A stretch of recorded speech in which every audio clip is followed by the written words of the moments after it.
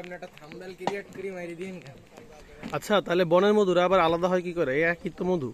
হ্যাঁ, এটাই তো বনের মধু ভাই। এটা খালি পার্থক্য হচ্ছে এখানকার চাষ করা মাছি দিয়ে তাই না আনা হচ্ছে, আর ওগুলো বনেরই মাছি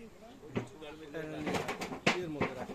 এই এটাই কিন্তু দামে তো ডাবল ডিফারেন্স। কারণ কি, আপনার বনে যেটা থাকে না হ্যাঁ। সেটা হচ্ছে আপনার মধুটা গাঢ় হয়, কারণ হচ্ছে মাছি ইয়ের মধ্যে মধু রেখে পাখা দিয়ে বাতাস দিয়ে পানিটা শুকায় ফেলে। শুকায় ফেলে।